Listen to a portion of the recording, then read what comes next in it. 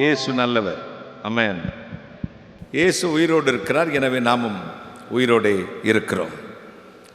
இந்த நாளிலும் ஆண்டுடைய செய்தியை அளிக்கவும் இந்த தவகால கூட்டத்தில் அடியானை நற்செய்தி பேச்சாளனாக அழைத்த திருச்சபை குருவானவர், உதவி குருவானவர்கள், கமிட்டி, திருச்சபையார் அத்தனை பேருக்கும் கர்த்தர் இயேசு நாமத்தில் நன்றியும் வாழ்த்தலும் சொல்லிக் கொள்கிறேன். கர்த்தர் உங்களை ஆசீர்வதிப்பாராக. இந்த நாளில் நம்முடைய சற்று நேர தியானத்திற்கென்று எடுத்துக்கொண்ட வேத வசனம், அது ஆகாய் தீர்க்க தரிசன புஸ்தகம் 2ஆம் அதிகாரம் 19ஆம் வசனம். ஆகாய் 2:19 வாசிக்க கேட்கலாம். களஞ்சியத்தில் இன்னும் விதை தானியம் உண்டோ? திராட்சை செடியும் மாதுளை செடியும் கனி கொடுக்கவில்லையோ? என்றாலும் நான் இன்று முதல் உங்களை ஆசீர்வதிப்பேன் என்றார். இந்த 3வது மாதம் ஓடி போய்விட்டது. நாட்கள் எப்படி ஓடுகிறது என்று நமக்கு ஆச்சரியமாக இருக்கிறது. 2020ஆம் வருஷம் வந்துவிட்டது. வருடம் தொடங்கி 3வது மாதத்துக்குள்ளும் வந்துவிட்டோம். இந்த நாளில் ஆண்டவர் நமக்கு அருளும் வாக்குத்தத்தம் என்ன? இன்று முதல் நான் உங்களை ஆசீர்வதிப்பேன். ஒரு அல்லேலூயா. இன்று முதல். திராட்சை செடி கனி கொடுக்கல, மாதுளம் செடி கனி கொடுக்கல, களஞ்சியத்தில் திராட்சை ரசம் இல்லை, களஞ்சியத்தில் தானியம் இல்லை, கனி கொடுக்கவில்லை அத்திமரம், ஆனாலும் நான் உங்களை ஆசீர்வதிப்பேன். நான் ஒரு செய்தியில் யூடியூப்பில் பேசியிருப்பேன், நீங்கள் கேட்டிருக்கலாம். சூழ்நிலை பெரிதா, கர்த்தருடைய வாக்குத்தத்தம் பெரிதா என்று. உங்களுக்கான எதிர்மறையான சூழ்நிலை பெரியதா, ஆண்டவர் அருளும் வாக்குத்தத்தம் பெரியதா? என்ன பெருசு? எது பெருசு? ஆண்டவருடைய வாக்குத்தத்தம் பெரியது. நமக்கு எதிர்மறையான எத்தனையோ சூழ்நிலைகள் இருந்தாலும் ஆண்டவர் இந்த நாளில் நமக்கு ஒரு வாக்குத்தத்தம் கொடுக்கிறார்.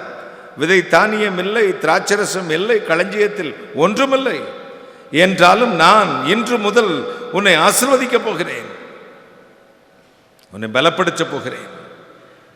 ஒவ்வொரு மனிதனுக்கு ஒரு பிரியம் இருக்கிறது. சிலருக்கு விளையாட்டிலே பிரியம், சிலருக்கு கிரிக்கெட்லே பிரியம், சிலருக்கு சாப்பிட்றதுலே பிரியம். நேற்று சொன்னேன், எப்போ பார்த்தாலும் சாப்பிட்டுக்கிட்டே இருப்பாங்க. சிலருக்கு சண்டை போடுறதிலே பிரியம், சிலருக்கு மாற்றான் குடும்பத்தை எப்படி கெடுக்கலாம் என்று டைம் டேபிள் போட்டு கெடுப்பதிலே பிரியம், சிலருக்கு ஒவ்வொரு துறைகளிலே பிரியம். நம்முடைய ஆண்டவருக்கு என்ன பிரியம் பாருங்களேன்.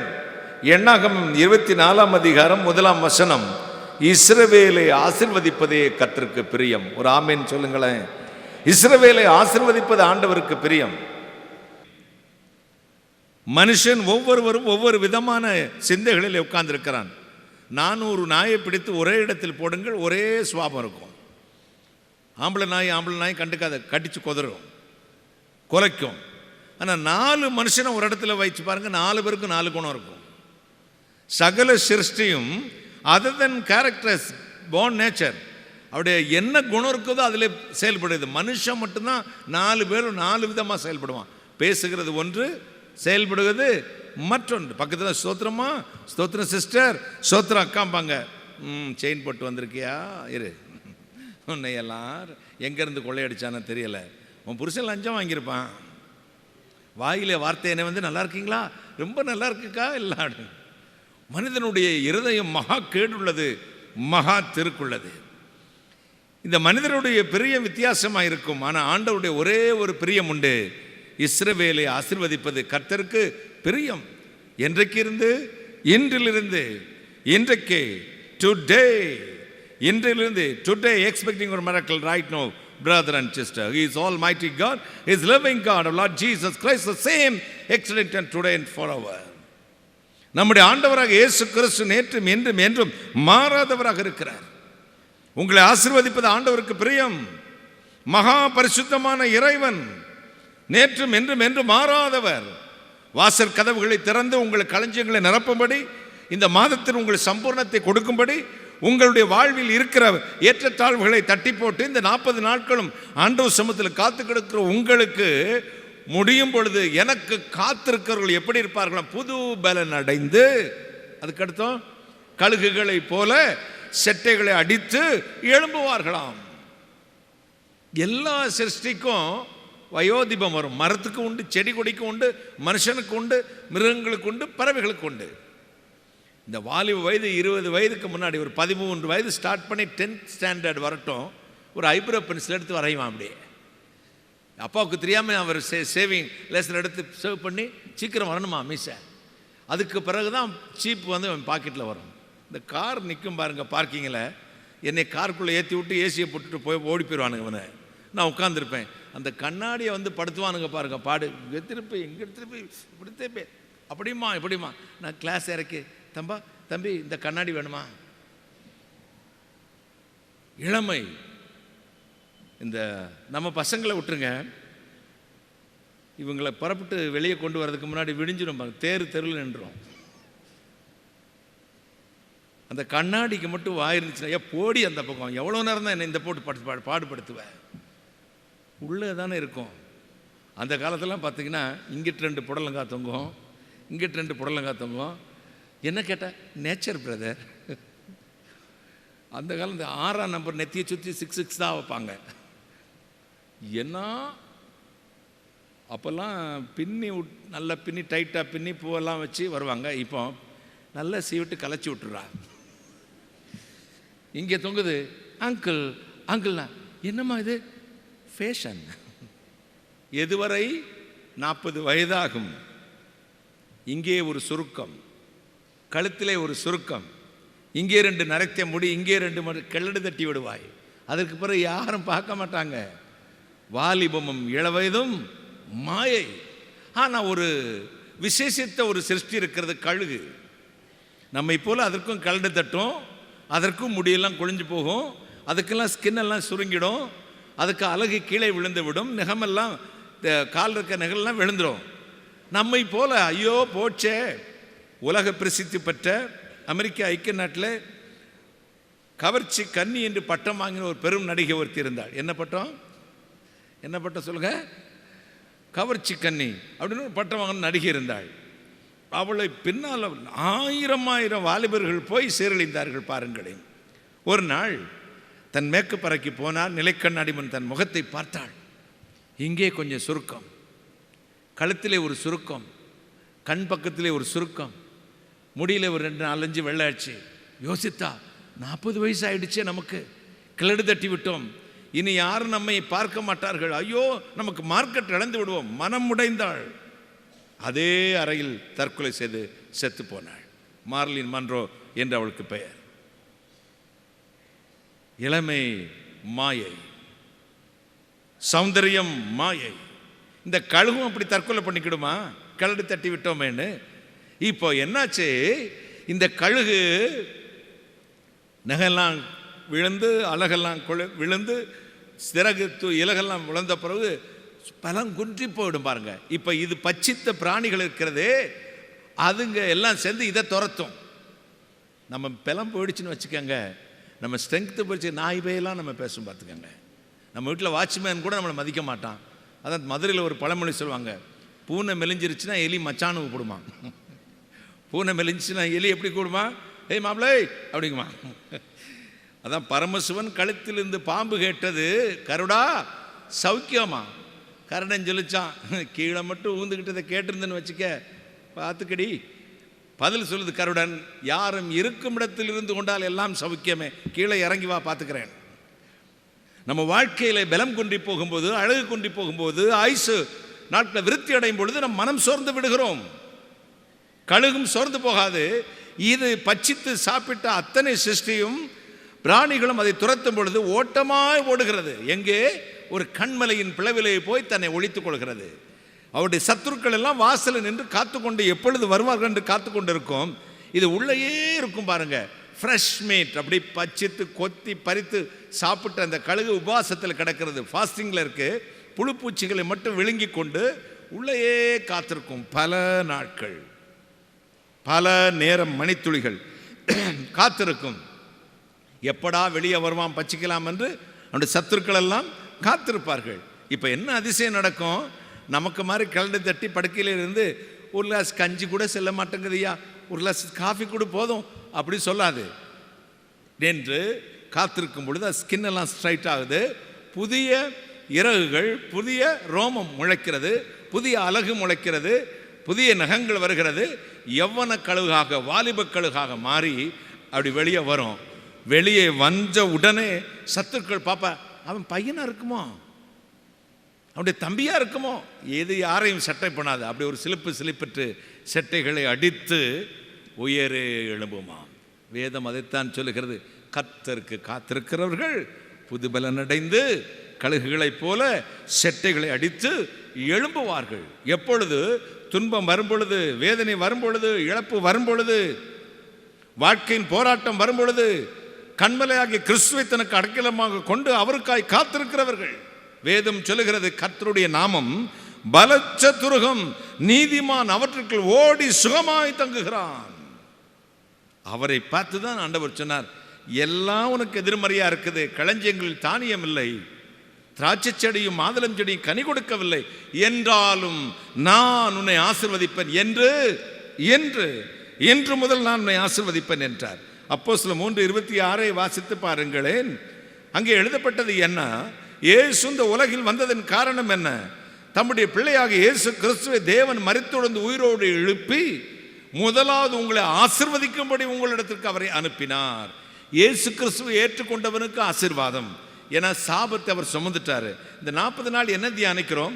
நாங்கள் நன்றாக இருப்பதற்கு, நாங்கள் வாழ்ந்திருப்பதற்கு, நாங்கள் சுகமாக இருப்பதற்கு நீர் சிலுவையில் சகலவற்றையும் சுமந்து தீர்த்தீர் சுவாமி, உமக்கு கோடி நன்றி. ஒரு ஹல்லேலூயா சொல்லுங்களேன். ஹல்லேலூயா, ஹல்லேலூயா. ஆனால் இந்த டைமிங் தான் வித்தியாசம், வேரியேஷனை விட ஆண்டவர்கள் கொடுத்த வாக்குத்தத்தை நிறைவேறாமல் உங்கள் மண்டை மண்ணுக்கடியில் போகாது. ஒரு கைதட்டு கொடுக்க மாட்டீங்களா? கர்த்தருக்கு ஒரு கைதட்டு. உங்களுக்கு கர்த்தர் சொன்ன வார்த்தை நிறைவேறாமல் நீங்கள் பரலோகம் போக மாட்டீர்கள். ஆமென். ஆண்டவர் கட்டாயம் எப்படி ஏற்ற காலங்களில் காரியங்களை எப்படி நடப்பிப்பாராம்? தீவிரமாக நடப்பி, வித்தின் செகண்ட்ஸ் தேவன் உங்களுக்காக எல்லாவற்றையும் செய்து முடிப்பார். நீதியோட காரியத்தை நடப்பிப்பார். சோர்ந்து போகாதிருங்கள். வருகிற ஈஸ்டர் தினத்திற்கு முன்பதாக ஆண்டவர் என் காரியத்தில் வெற்றியை கொடுப்பார். விசுவாசத்தோடு இந்த பொருத்தனையோடு இந்த ஜெபத்தை உபவாச நாட்களை கழித்து பாருங்களேன். வெற்றி வரும். பரலோகத்திலிருந்து வெற்றி வரும். தேவனுடைய கரத்திலிருந்து ஒத்தாசை வரும். பாருங்களேன், வெளிநாட்டில் நடந்த ஒரு உண்மை சம்பவம். ஜேம்ஸ் கோல்டு அமெரிக்க ஐக்கிய நாட்டில் பெரும் செல்வந்தர் ஒருவர், வியாபாரி, பிஸ்னஸ்மேன். எப்பொழுதும் விமானத்தில் பறந்து கொண்டே இருப்பார். ஒரு நாள் நியூயார்க் சிட்டியில் இருந்து லாஸ் ஏஞ்சல்ஸுக்கு வியாபார விஷயமாய் போனோம். ஃப்ளைட்டில் போயிட்டார். ரிட்டர்ன் வரும்போது அவருக்கு ஒரு ஆசை வந்துச்சு. விமானத்தில் போய் போர் அடிச்சு போச்சு, கொஞ்சம் ட்ரெயினில் போகலாமான்னு. நிறைய விஐபிஸ் இப்படி தான் நினைப்பாங்க பாருங்கள். சச்சின் டெண்டுல்கரை பார்த்து நிருபர்கள்லாம் கேட்டாங்க, சார் உங்களுக்கு என்ன ஆசை இருக்கிறது அப்படின்னு. அவர் சொன்னார், ரோட்டு கடையில் நின்று 2 தோசை வாங்கி சாப்பிடணும்னு ஆசை. ஒரு நாளும் முடியலையப்பா, நான் போனாலே கூட்டம் வந்துடுது. நிறைய பேருக்கு அப்படி ஆசை.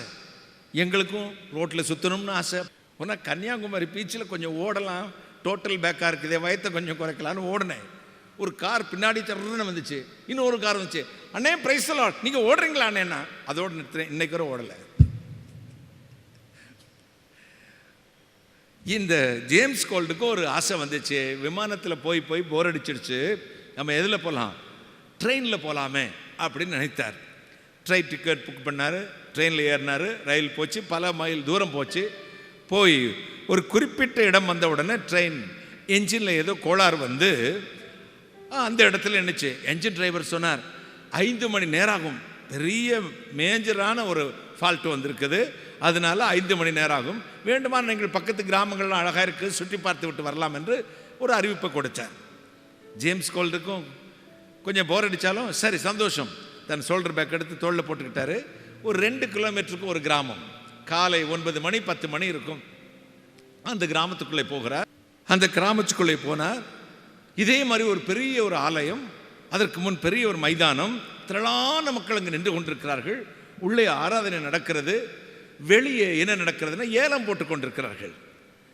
உள்ளே அழுது அழுது போதகரும் அந்த சபையாரும் கூச்சல் போட்டு அழுது ஜெபிக்கிறார்கள். ஆண்டவரே எங்கள் ஆலயத்தை எங்களுக்கு தாரும், எங்கள் ஆலயத்தை எங்களுக்கு தாரும் என்று கூச்சல் போடுகிறார்கள். ஜேம்ஸ் கோல்ட் போனார். என்ன விஷயம் என்று கேட்டார்.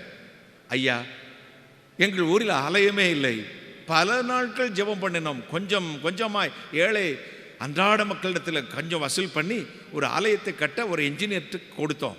ஒரு பெரும் தொகை சொன்னார். பாதி பணத்தை கொடுத்து விட்டோம். அவர் ஆலயத்தையும் கட்டி முடித்து சாவியும் கொடுத்து விட்டார். ஆராதனையும் தொடங்கி விட்டது. அவருக்கு நாங்கள் கொடுத்த தவணையின் தேதிகள் பல மாதங்கள் கழிந்து விட்டது. அவர் சொன்னார், எனக்கும் இனி சிரமம், என்னால் இந்த பணம் இல்லாமல் ஒன்றும் செய்ய முடியாது, எனவே ஆலயத்தை நானே எடுத்துக்கொள்கிறேன் என்று சாவியை வாங்கி கொண்டார். ஏலம் போட்டு என்னுடைய பணத்தை நான் எடுத்துக்கொண்டு பாக்கி பணத்தை நீங்கள் செலவழித்த பணத்தை கொடுத்து விடுகிறேன் என்று சொல்லிவிட்டார். இன்றைக்கு தான் கடைசி நாள். ஏலம் நடக்கிறது ஐயா. எங்கள் ஆலயம் ஏலத்துக்கு போயிடும். 5 ஸ்டார் ஹோட்டலுக்கு போகுதோ, ஆபாசமான கிளப்புக்கு போகுதோ தெரியாது ஐயா என்று கூச்சல் போட்டு அழுதார்கள். ஜேம்ஸ் கோல்டு கொஞ்ச நேரம் யோசித்தார். அந்த இன்ஜினியரை கூப்பிட்டார். சார், இங்கே வாங்க, எவ்வளவு பணம் உங்களுக்கு வேண்டும்? இந்த ஆலயத்துக்கு பாக்கி வர வேண்டியது எவ்வளவு? இத்தனை $1 மில்லியன் சொன்னார். தன்னுடைய பேக் திறந்தார். ஒரு செக் புக் எடுத்தார். கரெக்டாக எவ்வளோ அமௌண்ட் இருக்கோ ஒரே செக் போட்டு கொடுத்துட்டு ரெஜிஸ்டரை அழைத்து வாருங்கள் என்றார். அழைத்து வந்தார்கள். எந்த ஸ்தாபனத்தின் பேரில் யார் பேருக்கு ஆலயத்தை ரெஜிஸ்டர் பண்ணணுமோ பண்ணி கொடுத்து விட்டு 5 மணி நேரத்தில் மறுபடியும் பேக்கை போட்டு ட்ரெயினில் ஏறினார். அவ்வளோ பெரிய மில்லினரை ஃப்ளைட்டில் போக வேண்டாம், ட்ரெயினில் போன்னு சொன்னது யார்? அந்த ட்ரெயினை கொண்டு வந்து அந்த ஊருக்கு பக்கத்திலே ரிப்பேர் ஆக்கி விட்டவர் யார்? அன்னைக்கு தான் கடைசி டேட்டு ஏலம் போடன்னு அந்த இன்ஜினியருக்கு சொன்னது யாரு? அத்தனையும் செய்கிற ஆண்டவர்.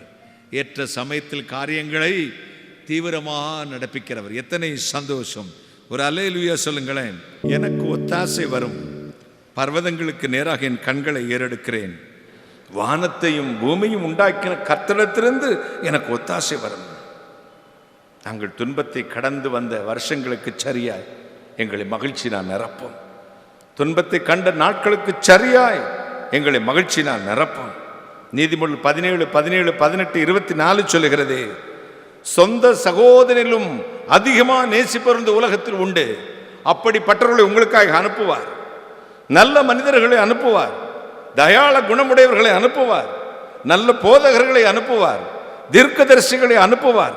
இந்த உலகத்தில் எந்த இடத்தில் நீங்கள் அவமானப்பட்டு மனிதர்களால் புறக்கணிக்கப்பட்டு நிராதரவாக நாதியற்ற பணம் நடுவிலே செத்த பணத்தை போல கிடக்கிறீர்களோ அதே இடத்திற்கு தேவதூதர்களைப் போல மனிதர்களை அனுப்புவார். உங்களை ஆசீர்வதிப்பார். என்றைக்கு? இன்று முதல், இன்று முதல் அவர் உங்களை ஆசீர்வதிக்கிற இறைவன். சங்கீதம் 50:15 சொல்லுகிறது, ஆபத்து காலத்தில் என்னை நோக்கி கூப்பிடு, 2 மாசத்துக்கு அப்புறம் வந்து உன்னை விடுதலை ஆக்குவேன் சொன்னாரா? உடனே வருவார். ஆபத்து காலத்தில் என்னை நோக்கி கூப்பிடு, என் நாமத்தை சொல்லி கூப்பிடு, என் பெயரை சொல்லி கேளப்பா, என் இயேசு என்ற என் பெயரை சொல்லி கேள், நான் விரும்புவதை கொடுக்கிறேன். If you shall ask anything in my name, I will do it. இயேசு என்ற என் பெயரில் எதை கேட்கிறீர்களோ அதையெல்லாம் தருவேன் என்றார். நீங்கள் இதுவரை என் பிதாவை நோக்கி என் நாமத்தில் எதுவும் ஜெபிக்கவில்லை, என்றைக்கு கேளுங்கள், உங்கள் சந்தோஷம் நிறைவாக இருக்கும்படி பெற்றுக்கொள்வீர்கள். சந்தோஷம்னா என்ன? நிறைவான சந்தோஷம்னா என்ன? ஒரு பையன் அப்பாட்ட 100 ரூபீஸ் கேட்டான், 100 ரூபீஸ் கொடுத்துட்டா சந்தோஷம். 100 கேட்டான், 500 கொடுத்துட்டாருன்னா அதைத்தான் ஆண்டவர் கொடுக்க போறாராம். ஆமென் சொல்லுங்களேன். சகல ஜீவனும் நோக்கி பார்த்து கொண்டிருக்கிறது. நீ கையை திறக்க அவைகள் திருப்தியாகிறது. சில சாப்பாடு போடும்போதே கேட்பான், போதுமா போதுமானு. ஒரு இட்லி வச்சுக்கிட்டு போதுமா போதுமானா அவனே இவ்வளவு சாப்பிட்றவன். அவன் சொல்லுவான், கொஞ்சமாக போடுங்க. எவ்வளவு? கொஞ்சமாக போடுங்க. ஆண்டவர் போடுறது அப்படி இல்லை. எங்கள் ஊர் பக்கமெல்லாம் ரொம்ப கஞ்சத்தனம் பாருங்க. வீட்டுக்கு வந்து சாப்பிடுங்க. உங்கள் ஹாஸ்பிட்டாலிட்டிக்கு நான் மதுரையும் கோயம்புத்தூரும் எப்பவுமே மெசேஜில் சொல்வேன். கோயம்புத்தூரில் நீங்கள் விருந்தோம்பில் உங்களை அடிக்க முடியாது. நான் திருநெல்வேலி இந்த பக்கம் எங்கள் ஊர் பக்கம் உள்ள சொல்கிறேன், சாப்பிடுங்கன்னு சொல்ல மாட்டாங்க. சாப்பிட்றீங்களா? எங்க பிச்சை எடுக்க போகிறோம். சாப்பிட்றீங்களா சாப்பிட்றீங்களாம்பாங்க. வந்தவன் எப்படி சாப்பிட்டுருவார்னு பயந்துக்கிட்டு அடுத்த வரையும் சொல்லுவாங்க. இவர் சொல்லுவார், சாப்பிடாம போனாலும் விட்டுருவீங்களாக்கும். இந்த பையன் சாப்பிடாம போக மாட்டான் போலுக்க. அதனால அவன்தம்மா சொல்லுவான், அப்படியே சாப்பிட்டா கூட பிள்ளைகளுக்கு 100 ரூபா 50 ரூபாய் டேபிளில் வச்சுட்டுல போயிடுறீங்க. அர்த்தக்கு சுண்ணாம்பு வைக்க மாட்டான், எச்சரிக்கையில் காக்க வரட்ட மாட்டான். சிக்கனம் அவசியம், கஞ்சத்தனம் அவசியம் இல்லை. பாருங்க, சிக்கனம் அவசியம். 1000 ரூபாய் சம்பளம் வந்தால் 900 ரூபாய்க்குள்ள செலவழிப்பது சிக்கனம். 1000 ரூபாய் சம்பளம் வந்தால் 100 ரூபாய் மட்டும் செலவழிக்கிறது கஞ்சத்தனம். எங்கள் வீட்டில் ஒருத்தர் வேலை பார்த்தார், வேலாயுதன் பேர், கேரளாவில் எங்கள் அப்பா ஒர்க் பண்ணும்போது. உன்னிக்குட்டன் அவங்க பக்கம் 2 பேரும். அவன் வந்து அழுவான், ஐயா எங்கள் அப்பன் வருஷத்துக்கு 2 ட்ரெஸ் வாங்கி கொடுக்குறாரு, அது செகண்டில் ரோட்டில் போட்டு வைப்பாங்களா, அது ஊறுகாய் பாட்டில் வாங்கி தொட்டு சாப்பிட மாட்டேங்கிறா சார், மோந்துக்கிட்டே சாப்பிட்றாரு, 1-2 வருஷம் வருது ஒரு பாட்டில். அவ்வளவு வடி கட்டின கஞ்சன் பிசினித்தனம். ஒரு பெரிய பணக்காரன் இருந்தான், கஞ்சத்தனம் பண்ணி எக்கச்சக்கமாக காசு சம்பாரிச்சு 3 பசங்க. இப்போ அவருக்கு மரண வயசு வந்துருச்சு, கடைசி மூச்சு இழுத்துட்டு கிடக்குது. அப்போ மூத்த பையன் சொன்னான், டேய் நம்ம அப்பா நமக்காக ரொம்ப கஞ்சத்தனம் பண்ணி சம்பாரிச்சிருக்கிறாடா, அப்பா இறந்துட்டா ஒரு தேக்கு பெட்டி செஞ்சு, என்ன பெட்டி, தேக்கு பெட்டி செஞ்சு ஒரு பஸ்ஸை பிடிச்சி நம்ம ஆட்கள்லாம் வர சொல்லி நல்ல ஒரு அடக்கம் பண்ணிடுவோம் அப்படின்னா. நடுவில் சொன்னான், அறிவு கட்டவனே, தேக்கு பெட்டிக்கு எம்பிட்டு காசு, பஸ்ஸுக்கு எம்பிட்டு வாடகை, வர்ற பயிலுக்கெல்லாம் தீவனம் போடணும், எவ்வளோ காசு, வேண்டாம் ஒரு காரைப்பிடி நம்மளும் நம்ம குடும்பமாக போய் அடக்கம் பண்ணிட்டு வருவோம். 3வது சொன்ன, 2 பேருக்கும் அறிவில்லடா, ஒரு மாட்டு வண்டி எப்படிங்க, ஒரு மாட்டு வண்டி எப்படிங்க, நம்ம போய் 3 பேரும் போய் அடக்கம் பண்ணோம். அப்போ இழுத்துட்டு கிடந்தார், எப்படி டபக்கு நடந்துருச்சு உட்காந்து, ஏய் அந்த செருப்பையும் கம்பை எடுங்கடானார். என்னப்பாண்ணா, நானே நடந்து போய் குழியில் படுத்துக்கிறேன்டா, நானே நடந்து போய் குழியில் படுத்துக்கிறேன். அதிகமாய் பிசினித்தனம் பண்ணியும் வறுமை, ஏழை வியாபாரம் உண்டு, வாரி இறைத்தும் ஏழைகளுக்கு கொடுத்தும் விருத்தி அடைவாரம் உண்டு. ஆண்டவர் எப்படி கொடுக்கிறவர் பாருங்க, அமுக்கி குலுக்கி சரிந்து விழும்படி கொடுக்கிறவர், நிறைவாய் கொடுக்கிறவர். இதுவரை ஒன்றும் கேட்கவில்லை, கேளுங்கள் உங்கள் சந்தோஷம் நிறைவாக எடுக்கும்படி பெற்றுக்கொள்வீர். இந்த மார்ச் மாதத்தில் ஆண்டு கொடுக்கிற வாக்குத்தத்தம், இன்று முதல் ஆசீர்வதிப்பேன். ஏதோ நீ கேட்டது மட்டும் அல்ல மகனே, எண்ணுகிறதற்கும் வேண்டுகிறதற்கும் மேலாய் கொடுக்க போகிறேன். இன்றைக்கு ஹல்லேலூயா, ஆண்டவர் இதை செய்வார். இதோ ரட்சிக்க கூடாதபடி கர்த்தருடைய கரம் குறுகி போகவில்லை. தீயையும் தண்ணீரையும் கடந்து வந்திருக்கிறீர்களோ, ஆண்டவர் உங்கள் வெக்கத்துக்கு பதில், உங்கள் துக்கத்துக்கு பதில், உங்கள் அவமானத்துக்கு பதில் நேற்று இரவு சொன்னது போல 2 மடங்கு ஆசீர்வாதத்தை கொடுத்து உங்களை ஆசீர்வதிப்பாராம். சங்கீதம் 91:14 சொல்லுகிறது, என் நாமத்தை அறிந்தவனை எங்கே வைப்பேன். இந்த மலையாள பைபிளில் இது சாதாரணமாக இருக்கும். நான் எப்போவுமே இந்த வசனத்தை தமிழ் பைபிள் வாசிக்கும்போது ரொம்ப ரசித்து வாசிப்பேன். மலையாளத்தில் எப்படி இருக்குன்னா, என்ற நாம் அறிஞ்சிருக்கியால் நின்னை உயர்த்தும். அதுக்கு தமிழ் அர்த்தம் என்ன, என் பெயரை அறிந்தபடினால் உன்னை உயர்த்துவேன், அவ்வளோதான். ஆனால் தமிழ் அப்படி இல்லை, என் நாமத்தை அறிந்திருக்கிறபடினால் உன்னை உயர்த்துவேன் அல்ல, உன்னை உயர்ந்த அடைக்கலத்திலே வைப்பேன். Highest position the world. கையை தட்டுங்களேன், ஒரு அல்லேலூயா சொல்லுங்களேன். கையை ஆண்டவர் ஏற்றவும் மிகவும் உயர்ந்த ஸ்தானத்தில் உங்களை வைத்து அழகு பார்க்கிறாராம். நேற்று இரவே சொன்னேன், வீட்டுக்கு போய் 10 வருஷம் பின்னாடி உள்ள வாழ்க்கையை பாருங்கள், இன்றைக்கு உங்கள் ஸ்டேட்டஸை பாருங்க. கர்த்தர் உயர்த்தி வைத்திருக்கிறார். ஏதோ ஆளொட்டிகளாய் அடிமைகளாய் எங்கேயோ தூக்கெறியப்பட்ட உன்னையும் என்னையும் என் அப்பாவையும் உன் அப்பாவையும் இன்றைக்கு ராஜாக்களோடு உட்கார பண்ணி இருக்கிறார். ஆமென் சொல்லுங்களேன். என் நாமத்தை அறிந்தபடி நான் எங்கே வைப்பேன், உயர்ந்த அடைக்கலத்தில் வைப்பேன். கிறிஸ்துவம் என்பது மதம் சார்ந்த விஷயம் அல்ல, வாழ்வு சார்ந்த விஷயம். ஏதோ வெள்ளிக்கிழமை செவ்வாய்க்கிழமைக்கு கோவில்களுக்கு போய் கும்பிடுவது போல ஞாயிற்றுக்கிழமை வந்தோம், முக்காடை போட்டோம், 2 அப்பத்தின் தண்ணி ஏதோ திராட்சத்தை வாங்கினோம், போனோம், சோத்திரம், உட்காருங்கள், போருங்கள், எழுங்க, போறது அல்ல. ஆலயத்துக்கு வரும்பொழுது நமக்கு ஒரு நம்பிக்கை இருக்கிறது, நான் அப்பா வீட்டுக்கு போகிறேன், என் தகப்பன் வீட்டுக்கு போகிறேன். ஒவ்வொரு வாரமும் ஒவ்வொரு நாளும் ஆலயத்துக்கு வரும் பொழுதெல்லாம் இதன் தேவனுடைய ஆலயத்தின் வீட்டின் நன்மையினால் நான் திருப்தி அடைய போகிறேன். ஆமென் சொல்லுங்களேன். தேவனுடைய ஆலயத்தில் நன்மை இருக்கிறது. ஒவ்வொரு போதகர்களையும் எதற்காய் வைத்திருக்கிற அங்கேயே போட்டுக்கொண்டு நீங்கள் கொடுக்கும் சம்பளத்தை மட்டும் வாங்கிக் கொள்ளவா? இல்லை. ஊழி என்பது வேலை அல்ல தம்பி, நாட் எ ஜாப். ஐஏஎஸ் படிச்ச கலெக்டர், ஐஎஃப்எஸ் படிச்ச ஃபாரஸ்ட் அதிகாரி, ஐபிஎஸ் படிச்ச போலீஸ் அதிகாரி, எம்பிஏ படிச்ச மார்க்கெட்டிங், எம்சிஏ படிச்ச சாஃப்ட்வேர், பிஇ படிச்ச இன்ஜினியர், எம்பிபிஎஸ் படிச்ச டாக்டர் மாதிரி பிடி படிச்ச உடனே ஐயர் இல்லைங்க, அது வேலை அல்ல. ஊழி என்பது வேலை அல்ல, அழைப்பு. கைகளை தட்டி கத்த காலிங். எதற்கு? வீடு கட்ட கொத்தனார், வழக்கு ஒம்புனா வக்கீல், வைத்தியத்துக்கு டாக்டர். எங்களை ஆசீர்வதிக்கிறது யார் சார்? ஏனுங்கண்ணா, யாருங்கண்ணா கேட்கலாம். உங்களை ஆசீர்வதிப்பதற்கு இந்த உலகத்தில் எந்த பயலும் அப்பாயின்மெண்ட் பண்ணாத ஒரு அப்பாயின்மெண்ட் இருக்குன்னா அதுதான் தேவனுடைய மனிதன் ஆசாரியன் கைகளை தட்டி தேவனுடைய தீர்க்கதரிசி அதை கர்த்தரே அபிஷேகம் பண்ணி அனுப்புகிறார். எதற்கு கேட்கலாம்? ஜனங்களை ஆசீர்வதிக்கும்படி கர்த்தர் ஆசாரியர்களை நியமித்தார். ஆமென் சொல்லுங்களேன்.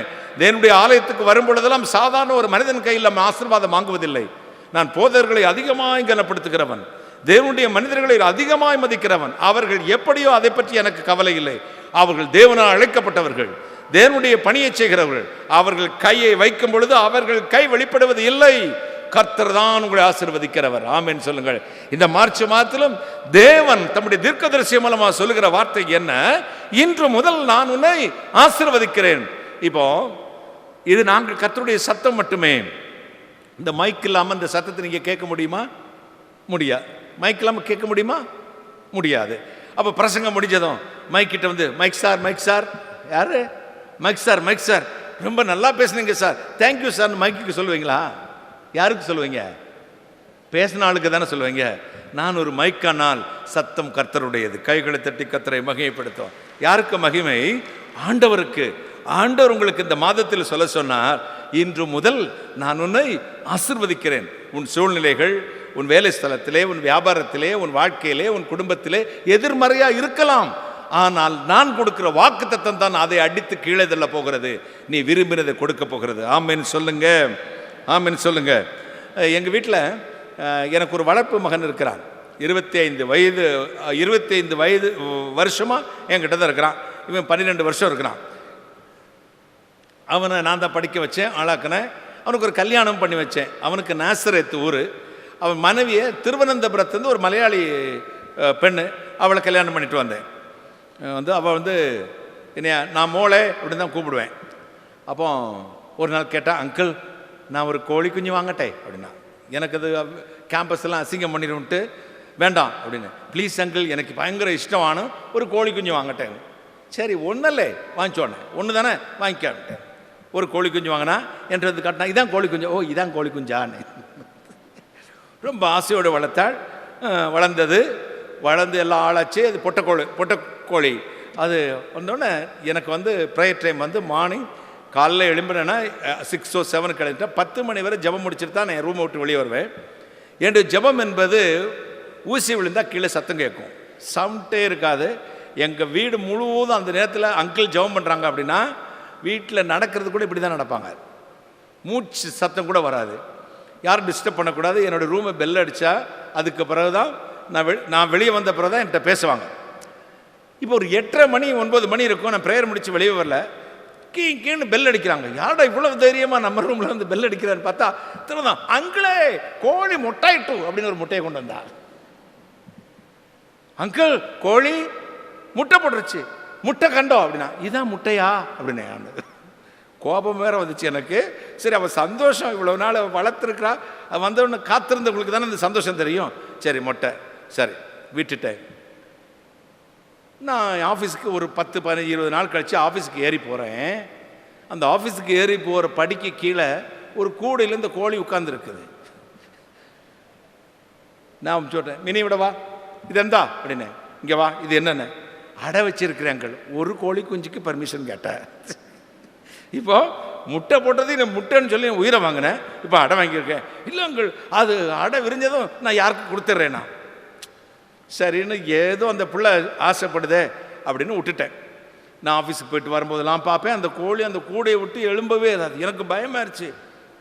என்னம்மா இது எந்திரிக்கவும் மாட்டேங்குது, தண்ணி குடிக்க மாட்டேங்குது, செத்து போயிடாது? இல்லைங்களே, ஒரு 2 நிமிஷம் 3 நிமிஷம் வெளியே போகும், கொஞ்சோண்டு கொத்திட்டு கொஞ்சம் தண்ணி குடிச்சிட்டு ஓடி வந்துடும். சாகாதா? சாகாது. சரி இதுக்குள்ளே இருந்து குஞ்சு எப்போ வரும் அப்படின்னு கேட்டேன். அது ஒரு 20 நாள் 21 நாளில் வந்துடும் அங்கிள். நான் சரின்னு ஒரு நாள் ஆஃபீஸில் உட்காந்து வேற ஒர்க் பண்ணிட்டு இருந்தேன். ஓடி வந்தா முட்டை விரிஞ்சும் அப்படின்னா. என்ன விரிஞ்சும்? முட்டை விரிஞ்சு குஞ்சு பொறிச்சிருச்சு அப்படின்னு நம்ம சொல்லுவோம்ல, முட்டை விரிஞ்சோன்னா. நான் ஓடி வந்தேன், பார்த்தா ஒவ்வொரு அழகாக இருக்குது. 2 குஞ்சு இப்படி வருது. உள்ளே இருந்து தான் குஞ்சு தான் முட்டையை உடைச்சிக்கிட்டே வருது. கோழி கொத்தி ஓடுறதில்லை. காத்திருந்தாள். அந்த பையன் பேர் பெஞ்சமின், அவருடைய மனைவி பேர் மினி. மினி காத்திருந்தாள். அந்த தாய்க்கோழியும் காத்திருந்தது. எத்தனை நாள்? 21 நாள் காத்திருந்தது. அந்த முட்டை உள்ள இருந்து வெடிச்சு வரும்போது ஒரு உயிர் வந்துச்சு. நாமளா உடைச்சிருந்தா ஒரு உயிர் போயிருக்கும். கர்த்தருடைய வேலைக்காய் காத்திருங்கள், ஒரு புது ஆசீர்வாதம் உங்களுக்கு வரும். ஒரு அல்லேலூயா சொல்லுங்களேன். கைகளை தட்டி கர்த்தருக்கு காத்திருக்கிறது. என் நாமத்தை அறிந்தவனை எங்கே வைப்பேன்? உயர்ந்த அடைக்கலத்தில் வைப்பேன். சங்கீதம் 144:12-13 சொல்கிறது, அப்பொழுது எங்கள் குமாரர்கள் இளமையில் ஓங்கி வளர்கிற விருட்சத்தை போல இருப்பார்கள். சங்கீதம் 144:15 சொல்கிறது, இவ்விதமான சீரை பெற்ற ஜனம் பாக்கியம் உள்ளது. எத்தனை சந்தோஷம், எத்தனை மகிழ்ச்சி! தேவாதி தேவனுடைய கரத்திலிருந்து அற்புதத்தை பெற்றுக்கொள்ளும் பொழுது எவ்வளவு ஆசீர்வாதம்! ஹல்லேலூயா, ஹல்லேலூயா. இன்று முதல் உங்களை ஆசீர்வதிப்பார். அடுத்து, இன்று கண்ட எகிப்தனை இனி காண மாட்டாய். ஹல்லேலூயா சொல்லுங்களேன்.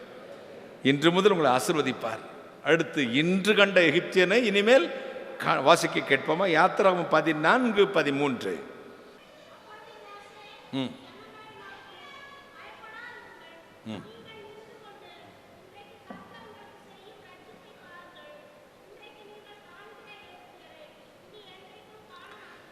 நீங்கள் நின்று கொண்டு கர்த்தர் உங்களுக்கு செய்யும் இரட்சிப்பை பாருங்கள். இன்று கண்ட எகிப்தியனை இனிமேல் நீங்கள் காணவே மாட்டீர்கள். இதுவரை உங்களை துரத்தி கொண்டு வந்தது சத்துரு, இனிமேல் உங்கள் வழியே வரமாட்டான். உங்களை துரத்தி கொண்டு வந்த பிரச்சனை இனி வராது. உங்களோடு போராடினவனை இனிமேல் பார்க்கவே மாட்டீர்களாம். கர்த்தர் உங்களுக்கு இரட்சிப்பை கொடுக்க போகிறார், விடுதலை கொடுக்க போகிறார், ஆசீர்வாதத்தை கொடுக்க போகிறார். இந்த எகிப்தியன் என்றால் என்ன? வியாதி என்ற எகிப்தியன், கடன் என்ற எகிப்தியன், முகாந்திரம் அல்லாம பகை என்ற எகிப்தியன், சத்ரு இனிமே பார்க்கவே மாட்டீர்களாம். ஆமென் சொல்லுங்களேன். நாங்கள் துன்பத்தை கண்ட வருஷங்களுக்கு சரியாய் எங்களை மகிழ்ச்சியாக நிரப்பும். யாத்திராம் 1:14 சொல்லுகிறது, எகிப்திலே இஸ்ரேல் ஜனங்கள் எவ்வளவு போராடினார்கள். சுமை சுமக்கிறதினால் ஐயோ கழுத்து நுகமெல்லாம் நோகுகிறது, எங்கள் ஜீவனம் எங்களுக்கு கசப்பாயிற்று. எத்தனை ஆண்டுகள் எகிப்திலே இஸ்ரேல் ஜனங்களா அடிமைப்பட்டு கிடந்தாங்க சொல்லுங்க பார்க்கலாம்? 40 வருஷமா? 400? யார் சொன்னது? யார் சொன்ன? பிரதர் யார் சொன்னது? நீங்க தானா? உங்க பேர் என்ன பிரதர்? Abraham, David, James. ஒரு கைத்தட்டு கொடுங்களேன் அவருக்கு. 430 வருஷம் எங்கே அடிமையாக கிடந்தார்கள்?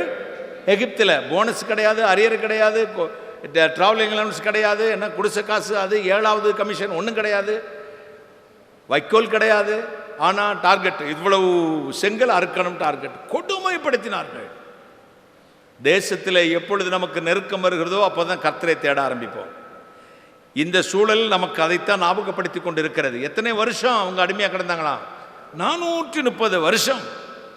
அவர்கள் ஜீவனும் அவர்களுக்கு கசப்பாயிற்று. சாவை தேடினார்கள், ஜீவனும் கசப்பாயிற்று. ஐயோ, ஐ அம் டிப்ரஸ்ட், நான் தாழ்த்தப்பட்டு போனேன்.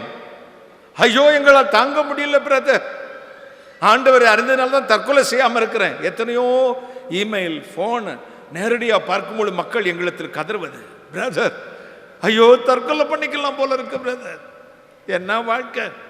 அக்கிரமக்காரன் கூட தான் ஆண்டவர் ஆசீர்வதிக்கிறாரு, அவன் பக்கமா திரும்பிக்கிறாரு. அநியாயம் வாங்குறான், வட்டி வாங்குறான், அநியாயம் பண்றான், கஞ்சா விற்கிறான், அநியாயமா சம்பாதிக்கிறான். சார் அவன் நல்லா இருக்கான். நான் 25 வருஷத்துக்கு முன்னாடி நீங்க கோயம்புத்தூருக்கு வந்து அதே ஓட்டு வீட்டில் தான் இருந்தேன். இப்பவும் அதே வீடு தான். அதே 100 ரூபாய் சேலையை கட்டி கொண்டு தோத்திரம் போட்டுட்டு இருக்கேன் பிரதர். ஏன் இந்த நிலைமை? சங்கீதக்காரனும் இப்படித்தான் புலம்பினான். தனக்கு ஏற்ற நிலத்திலே பச்சை ஒளி முளைத்திருக்கிற பச்சையான மரத்தை போல் இருக்கிற பலவந்தனாகிய நல்லவன் எழுதல, ஒரு துன்மார்க்கனை கண்டேன். யாரை பார்த்தானா? பச்சையான மரத்தை போல் இருக்கிற ஒரு சுன்மார்க்கனை கண்டேன். அவர்கள் விரும்புகிறதும் அதிகமாக நடக்கிறது. அவன் ஒரு கார் கேட்டால் 2 கார் கிடைக்குது. அவன் பியூன் வாட்ச்மேன் கூட தன் பிள்ளைக்கு மாப்பிள்ளை பண்ணு கேட்டால் இன்ஜினியர் வரான். அவன் 10 ரூபாய் கேட்டால் 1000 ரூபாய் கிடைக்குது. அவன் விரும்புகிறதுல அதிகமாக நடந்தே இருக்கிறது. இது என்ன என்று என் மனக்கலக்கத்தில் புலம்பிக் கொண்டேன். அப்புறம் தான் தெரிஞ்சு நான் லூசு பைய நான் பாட்டு லூசு மாதிரி புலம்பி இருக்கிறேன். கொஞ்ச நேரத்தில் உற்று பார்த்தேன் சார், அவனை காணவில்லை, புகையை போல ஒளிந்து போனான். ஒரு அல்லேலூயா சொல்லுங்க. துவக்கம் முக்கியம் அல்ல, முடிவுதான் முக்கியம். உங்கள் துவக்கம் அற்பமாக இருக்குது, உங்கள் ஆசீர்வாதம் லேட்டாக வரும், ஆனால் நிரந்தரமாக இருக்கும். ஆமீன் சொல்லுங்களேன். அதான் நீதிமான் பனையை போல செழித்து லீபனோனில் உள்ள கேதுருவை போல வளருவான். இந்த பனை மரத்துக்கு ஒரு ஏன் பனை மரம்னாரு, வேறு தேக்கு மரம்லாம் சொல்லியிருக்கலாமே. பனைக்கு ஒரு குணம், எந்த இடத்துல போட்டாலும் வளரும். அதுக்கு தண்ணி பாய்ச்சணும்னு அவசியம் இல்லை, வேலி அடைக்கணும்னு அவசியம் இல்லை, அதை பராமரிக்கணும் அவசியம். எந்த மிருகம் போய் கடிக்காது, திங்காது. அது அடுத்த குணம், பக்கத்தில் இருக்கிற மரத்தை காப்பி அடித்து வளராது, கிளைகளையெல்லாம் விடாது, ஸ்ட்ரைட்டாக போய்கிட்டே இருக்கும். விவேகிக்கு ஜீவ வழியானது உன்னதத்தை நோக்கும்படி. ஒரு அல்லேலூயா சொல்லுங்களேன். ஒரு கிளையும் விடாது, ஸ்ட்ரைட்டாக போகும். ஆனால் பார்க்க அழகு இருக்காது.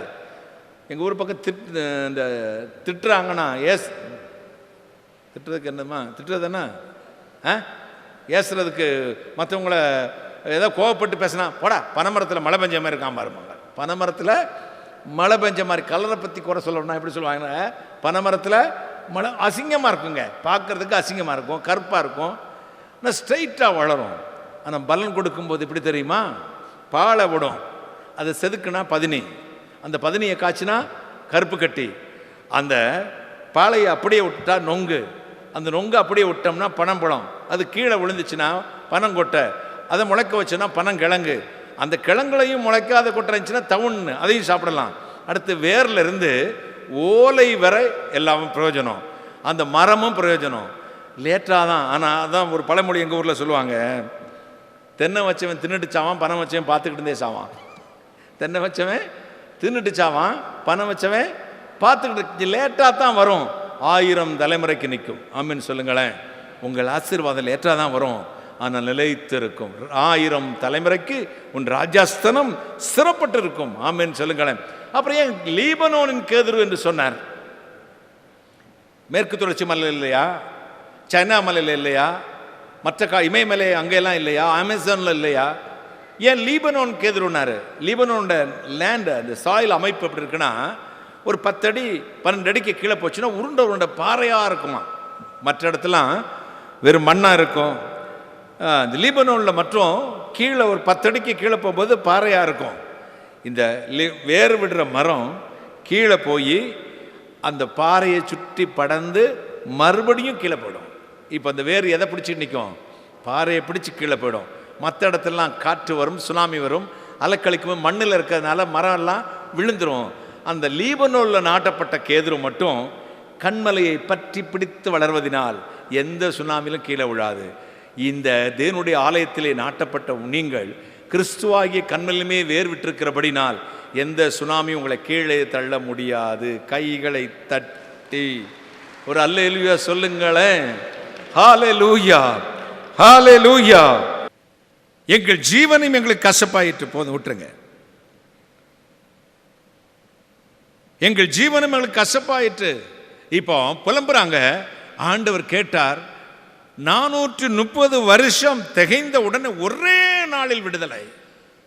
இந்த ராத்திரிக்குள்ள ஆட்டின தோசைக்கு ஆட்டின மாவு புளிக்கு முன், ரொட்டிக்கு பசைஞ்ச மாவு பிசைந்த புளிக்கு முன்.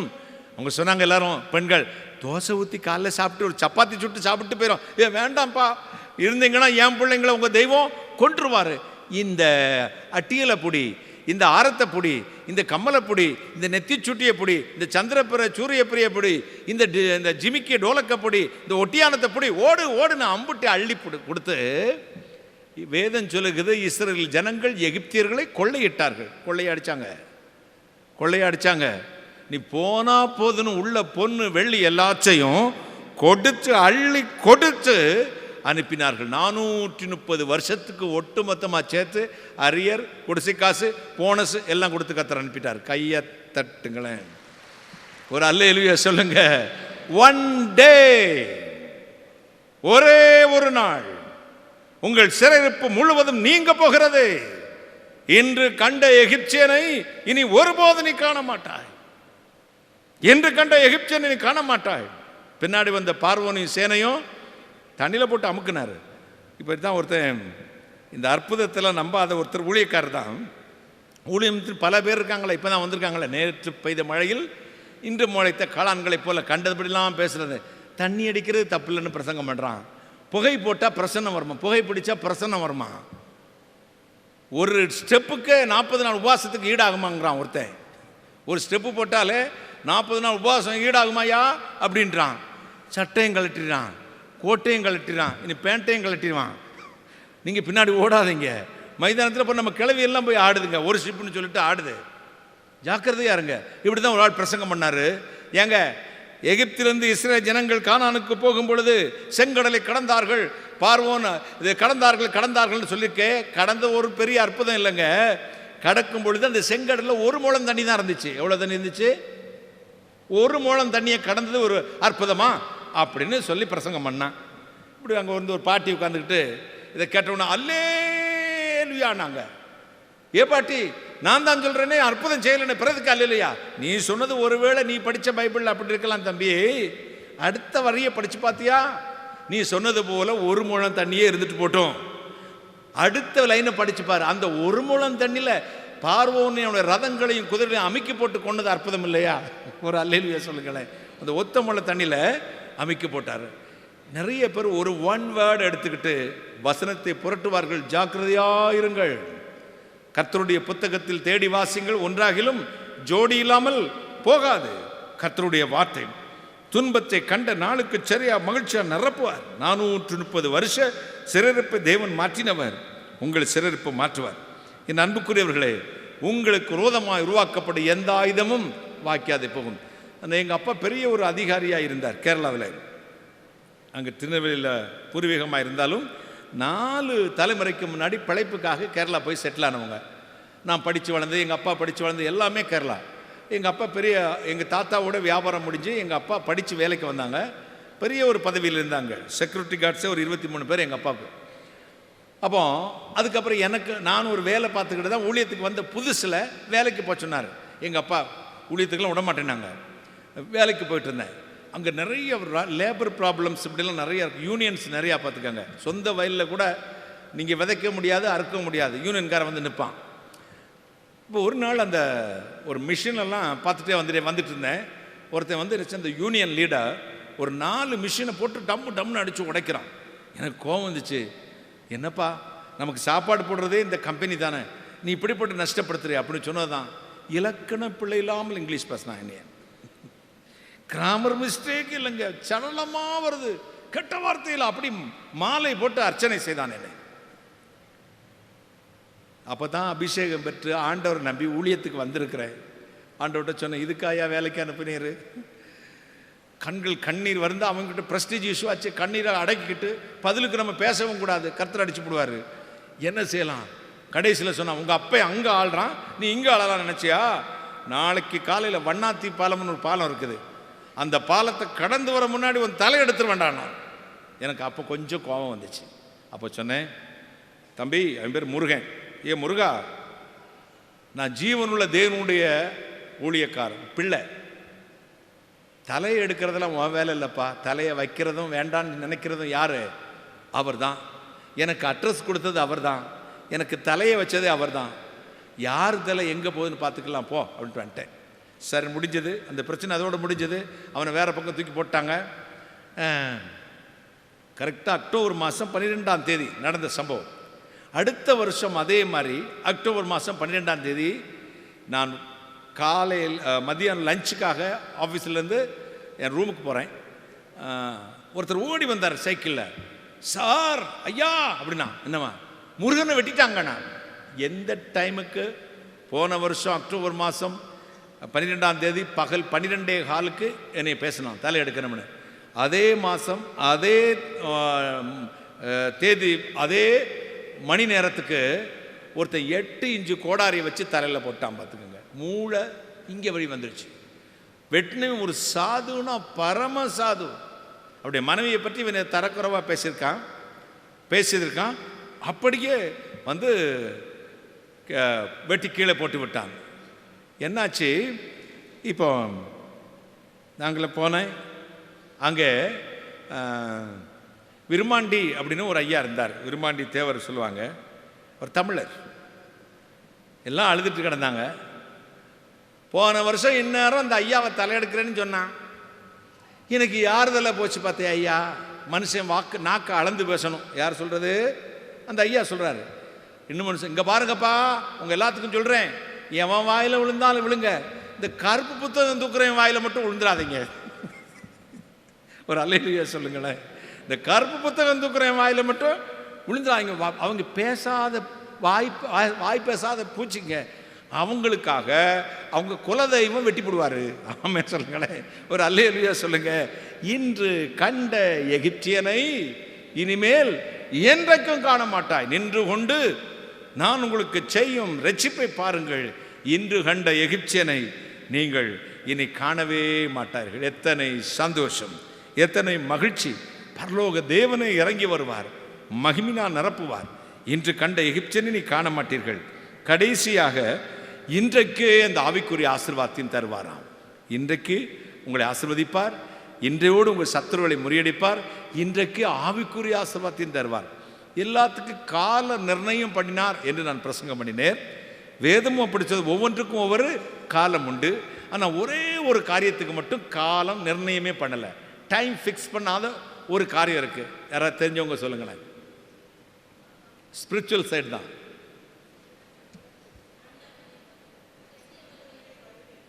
ஓ இல்லை, அது வேற விஷயம். இன்னும் கொஞ்சம் யோசிச்சு சொல்லுங்க. இதுக்கு காலத்தை தள்ளி போட முடியாது, எக்ஸ்டெண்ட் பண்ண முடியாது. இன்னும் கொஞ்சம் மரணம், அதுக்கு முன்னாடி ஒன்று அனுபவிச்சா தான் மரணத்துக்குள்ள சந்தோஷமா போக முடியும். வசனம் இருக்கு. அபிஷேகம் பக்கத்தில் வந்துட்டாங்க. இன்னொன்று சிஸ்டர் பரம செல்வி சிஸ்டருக்கு ஒரு கைதட்டு கொடுங்களேன். ரட்சிப்பு இன்றைக்கு அனுகிரக காலம், இன்றைக்கே ரட்சணிய நாள். போஸ்ட்பான் பண்ணாத. நம்ம தென்னிந்திய திருச்சபை பாமாலைகளிலே ஒரு பிரசித்தி பெற்ற பாமாலை உண்டு. நான் பாவிதான் ஆனாலும் மாசற்ற ரத்தம் நீர் சிந்தினேர். இந்த பாமாலை எழுதினவங்க யாருன்னு தெரியுமா? தெரிஞ்சவங்க சொல்லுங்களேன். கெஸ்ஸிங்கில் சொல்கிறீங்களா? அப்படிதான் கரெக்டாக சொல்கிறீங்களா? ஒரு கெஸ் பண்ணி சொல்கிறீங்க. கரெக்டாக தானா? இல்லை, என்னுடைய அறிவு வேற. நான் தெரிஞ்சுக்கிட்டது, எனக்கு நான் தப்பாக சொல்ல எனக்கு கரெக்ட் பண்ணிடுங்க. சார்லட் ஜூலியட். நீங்கள் பார்த்துட்டு எனக்கு வேணா ஃபோன் பண்ணி சொல்லுங்கள். என்ன பிரதர், சார்லட் ஜூலியட் இன்னொரு அம்மா. எப்படி இந்த பாட்டில் பின்னணி எப்படின்னா, அவங்க வாலிப பெண்ணாக இருக்கும் பொழுது கோகன் மகன் என்ற ஒரு ஊழியக்காரர் அவரை பார்க்க வருவார். வந்து இயேசுவை ஏற்றுக்கொள் மகளே, இயேசுவை ஏற்றுக்கொள் தினம் காஸ்பல் சொல்வார். இந்த அங்கிள் மேலே ரொம்ப பாசம்.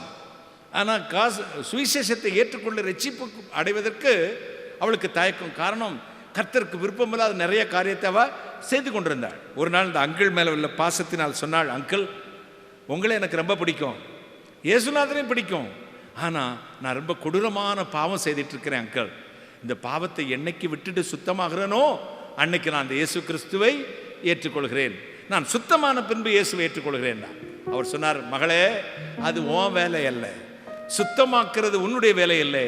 சுத்தமாக்குறது யாருடைய வேலை? கர்த்தருடைய வேலை. உனக்குரிய வேலை சப்மிட் யுவர் சோல், உன்னுடைய ஆத்மாவை ஒப்புவிப்பது. இருக்கிற வண்ணமாய் வந்து நான் பாவிதான் ஒத்துக்க. அவளுக்கு ஆச்சரியம், என்ன தொட முடியுமா? ரொம்ப அசிங்கமானவளாச்சே, அசுத்தமான பாவம் நிறைந்த இருதயத்தோடு இருக்கிறேன்னு என்னை ஆண்டவர் சந்திப்பாரா? எனக்கு ரட்சிப்பை கொடுப்பாரா? நிச்சயமாய் கொடுப்பார். கீர்த்தனையில் கூட ஒரு கீர்த்தனை உண்டு, வா பாவி வா, மலைத்து நில்லாதே வா, என்னிடத்தில் ஒரு நன்மையும் இல்லை என்று எண்ணி திகையாதே, உன்னிடத்தில் ஒரு நன்மையும் இல்லை என்று அறிவேனே, உள்ளபடி வாயேன். என்கிட்ட ஒரு நன்மை இல்லை, ஒரு நல்ல காரியம் இல்லை என்று எண்ணி திகையாதே. அது எனக்கு தெரியும், உன்கிட்ட ஒண்ணுமே இல்லை, நல்லவனே இல்லைன்னு எனக்கு தெரியும். இருக்கிறபடியே வா, வா பாவி வா, மலைத்து நில்லாதே வா. இவளுக்கு ஒரு சந்தோஷம். அப்படியா அங்கிள், இப்ப என்னை ஏத்துக்க ஒப்புக்கொடு. முழங்கால் படியிட்டால், இயேசுவே நான் பாவி என்றாள். அடுத்த செகண்ட் தேவ பிரசன்னம் அவளை நிரப்பியது. அவள் எழும்பும் பொழுது அவள் தான் பாடினாள், நான் பாவிதான் ஆனாலும் மாசற்ற ரத்தம் நீர் சிந்தினீர், வா என்று என்னை அழைத்து வந்தேன். கையை தட்டுங்களேன், ஒரு அல்லேலூயா சொல்லுங்களேன். ஹல்லேலூயா, ஹல்லேலூயா. எத்தனை சந்தோஷம்! இதைத்தான் பக்தன் சொல்லுகிறார். எத்தனை கற்றாலும் தேவ பக்தி ஏதும் அற்ற பாவி, எவ்வளவு புத்தி கேட்டும் அவ்வளவுக்கு அதிதோஷி. ஆனா இப்ப அப்படி இல்லையா? பித்தனை போல பிதற்றி, பைத்தியக்காரனை போல கதறி பிதற்றி, கத்தியே புலம்பும் ஏழை இந்த பேதையை கரையேற்றி பிழைக்கவை இயேசு சுவாமி. கள்ளனாம் கபடன் என்னை தள்ளிவிட்டால் ஆவதென்ன? கள்ளப்பைய கபட்டு பைய இந்த தள்ளிவிட்டா உமக்கு என்னையால் ஆகும்? கல்லை போல கடினம் கொண்ட கர்ம சண்டாள பைய. இப்ப யாராவது பாடுவாயா? பக்தன் தன்னையே நொந்து, கள்ளன் கபடன் கர்ம சண்டாளன் கல்லை போல கடின மனம் கொண்டவன், கல்லை போல கடினம் கொண்ட கர்ம சண்டாளன். ஆனா இப்போ அப்படி இல்லையா? என் உள்ளம் உருகி உயர் சிலுவையின் அடியில் வந்து நிற்கிறேன். என் இருதயத்தை உலையிலிட்ட தீயிலிட்ட மெழுகாய் உருகவை இயேசு சுவாமி. கைகளை தட்டி, உன்னையன்றி வேறே கதி ஒருவர் இல்லையே, தன்னையே பலியாய் தந்த மண்ணுயிருக்கெல்லாம் இரட்சகனே. பிறவியிலேயே இந்த ஆத்துமா துர்க்குணத்தில் உருவாகி இருக்கிறது. பாவத்தில் நம்முடைய தாய் நம்மை கற்பம் தரித்திருக்கிறாள். மகாகவி கிருஷ்ணபிள்ளை சொல்லுவார், வஞ்சன் நல்கிய வஞ்ச வல்வினை நச்சு நச்சு என்று நாளெல்லாம். வஞ்சன் நல்கிய வஞ்ச வல்வினை. வஞ்சன்னா பிசாசு, வஞ்சகன். அவன் கொடுத்த வல்வினையாகிய பாவம், பாம்பு கடிக்கிறது தான் நச்சுன்னு கொத்திருச்சுப்பாங்க. வஞ்சன் நல்கிய வஞ்ச வல்வினை நச்சு நச்சு என்று நாளெல்லாம் என்னை கொத்துருச்சு. கெஞ்சித்தும் பயனின்றி ஓய்ந்தனன். கெஞ்சி பார்த்தேன், கூத்தாடி பார்த்தேன், பயனில்லாம கிட்டி உம்மிடம் சேர்ந்தனன். கிருபை வை இயேசு சுவாமி. ஒரு அல்லேலூயா சொல்லுங்களேன். இப்ப கிட்டி உம்மிடத்தில் வந்திருக்கிறேனப்பா. நச்சு நச்சுன்னு நாளெல்லாம் பாவம் கொத்தி கொண்டிருக்கிறது. ஒன்றுக்கு மட்டும் நமக்கு காலம் இல்லை, ரிச்சிப்புக்கு. இன்றைக்கே அனுகிரக காலம், இன்றைக்கே ரச்சு. நாளைக்கு போஸ்ட்பான் பண்ணாதீங்க. இன்றைக்கு ராத்திரி மூக்கில் பஞ்சு வச்சுச்சுன்னா ஆத்துமா எங்கே போகணும்னு தெரியாது. ஐயா வருவாங்க. மண்ணானத்தான் பூமிக்கும், மண்ணானது மண்ணுக்கு மண்ணாகும், புழுதிக்கு புழுதி, சாம்பலுக்கு சாம்பலை ஒப்பு கொடுக்குறேன். நாளைக்கு சாயங்காலம் இன்னார் வீட்டிலே ப்ரேயர் மீட்டிங். சாவு கூட வரமாட்டான், நாளைக்கு வந்துடுவான். எதுக்கு சொல்லுங்க? ப்ரேயர் மீட்டிங் எதுக்கு வருவாங்க? சொல்லிட்டேன், சூப்பர் சிஸ்டர். திங்கிறதுக்கு. அதோட முடிஞ்சு. கல்லறையில் மூடுறவங்க கூட அங்கே இருக்கவே தான், கல்லத்தோடக்காரன் தான் மூடுவான். ஒன்றும் வராதனே அண்ணாச்சி. நான் அந்த பையன்கிட்ட சொல்ல, டேய் இந்த கேமரா எடுத்தியா, அதை எடுத்தியா, இதை எடுத்தியா, டே காரில் ஸ்க்ராட்ச் ஆகிருக்க உள்ளனடா, அந்த என் ரூமுக்குள்ள எல்லாம் வரக்கூடாது, தொடக்கூடாது. ஒரு நாள் ராத்திரி சொன்னார், பஞ்சு வச்ச பிறகு எல்லா பயிலும் தொடுவான், என்ன செய்வேன்னு கேட்டார். அன்னிலேருந்து எதையுமே கண்டுக்கிறதில்ல. 2 நெடுக்கு 2 குறுக்கு போட்டு தமுக்கு போட்டு வச்சு அமுக்குன்னு அமைக்கிடுவான். ஒன்றும் வராதுமா. வீடு கிரைனேட்டில் போட்டிருக்கிறேன் பிரதர், உனக்கு அங்கே கிரைனேட்லாம் கிடையாது, உள்ள மூச்சே போகாது, ஏசியே இல்லை பாருங்க, கஷ்டமாக இருக்கு, உள்ள வெந்து புழுங்கும். நம்முடைய ஆத்மா வாழ்கிறது போல எல்லாவற்றையும் வாழ்ந்து சுகமாக இருக்க ஆவிக்குரிய ஆசீர்வாதம். இன்றைக்கு போஸ்ட்பான் பண்ணாதீங்க. இந்த 40 நாளில் ஒரு தீர்மானம் எடுங்க. ஆண்டவரே, நான் உடைய ரட்சிப்பு எனக்கு வேணுமப்பா, உண்மை நான் ஏற்றுக்கொள்கிறேன், உம்மோடு வாழ விரும்புகிறேன். இன்றைக்கு ஆசீர்வாதம், இன்றைக்கு சத்ருவின் விடுதலை, இன்றைக்கு ரட்சிப்பு கர்த்தர் கொடுப்பா. இன்று முதல் நான் உங்களை ஆசீர்வதிக்க போகிறேன். அப்படியே கண்களை மூடுவோமா? எல்லாரும் சேர்ந்து ஜெபிக்க போகிறோம். வானாதி வானங்களுக்கு மேலாய் தம்முடைய பரம சிங்காசனத்தில் விற்றிருக்கிறீர்கள் பரிசுத்தராகிய இயேசு அப்பா, கருணை கடலே, மகாராஜனே, இரக்கங்களின் பிதாவே, இன்று முதல் நான் உங்களை ஆசீர்வதிப்பேன். இன்று கண்ட எகிப்தியனை இனி காண மாட்டார். இன்றைக்கு இரட்சணிய நாள், இன்றைக்கு அனுகிரக காலம், இன்றைக்கே நான் உங்களை ஆசீர்வதிப்பேன் என்று சொல்ல சொன்னேன். அதை நம்பி யாரெல்லாம் திருச்சமத்தில் விழுந்து கிடக்கிறார்களோ ஒவ்வொருவரையும் ஆசீர்வதி. ஒவ்வொரு வீட்டுக்கும் இன்றைக்கு ரட்சிப்பு உண்டாகட்டும். இதுவரை என் பிள்ளைகள் போராடின போராட்ட சத்துருவை ஒரு எல்லையிலே நிறுத்தும். இனிமேல் உங்கள் சத்துருவை காணவே கூடாது. என்ன ஆசீர்வாதம் எதிர்பார்த்து காத்திருக்கிறார்களோ அதை கொடுத்து அனுப்பும்.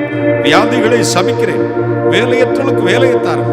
குழந்தை பாக்கியம் குழந்தை பாக்கியத்தை தாரும். திருமணம் நடக்காதவருக்கு திருமணங்கள் நடக்கட்டும். மாயமந்திர சக்திகளை சபிக்கிற இயேசு கிறிஸ்து நாமத்தில் கடன் பாரத்தில் சிக்கியிருக்கிற மக்களை கிருபையாய் ஆசீர்வதியும். நீ சுமதை நாங்கள் சுமக்க வேண்டிய அவசியமில்லை, எனவே சம்பரம் எங்களை ஆசீர்வதித்து அனுப்பும். நான் அப்பிரயோஜனமான ஊழியக்காரன், தேவரை செய்ய சொன்ன காரியத்தை மட்டும் செய்தேன். கர்த்தரா இயேசுக்கு துதிக்க நமக்கு செலுத்துகிறேன். சகலங்களை நிர்மூலமாக்கி ஜெபிக்கிறேன், பிசாசுகளை நிர்மூலமாக்கி ஜெபிக்கிறேன். மால் நடக்கிற 3 நாள் கூடத்திலே கர்த்தருடைய வல்லமையுள்ள வலதுகரத்தை நீட்டும். என் பிள்ளைகள் புறப்பட்டு செல்லும் பொழுது உடைய சமூகம் முன்னும் இருந்து காத்துக்கொள்ளட்டும். கர்த்தரா இயேசு கிறிஸ்து நாமத்தில் ஆசீர்வதித்து ஆசீர்வதித்து காத்துக்கொள்ளும். தொடர்ந்து கர்த்தரா இயேசு கிறிஸ்து இரத்தத்தை எங்கள் மேல் பூசிக்கொள்கிறோம். இறைவன் இயேசு கிறிஸ்துவே, இப்பொழுதும் என் பிள்ளைகள் போய் வீட்டு வாசலை திறப்பார்கள். வாசலை திறக்கும் பொழுதே நான் காத்திருந்த பரலோக ஆசீர்வாதம் அந்தந்த வீடுகளில் நிரப்பி வழியட்டும். இயேசு சுவாமி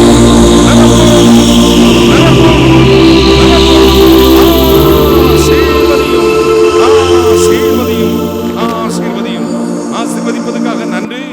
கோடான கொடி நன்றி, கோடான கொடி ஸ்தோத்திரம். கர்த்தராகிய இயேசு கிறிஸ்து நாமத்தில் ஜெபிக்கிறேன். உம்முடைய ஆசீர்வாதங்களை, நன்மைகளை, கிருபைகளை, வெற்றிகளை சுதந்திரித்து பெற்றுக் கொள்கிறேன் பரிசுத்த பிதாவே. ஆமென், ஆமென்.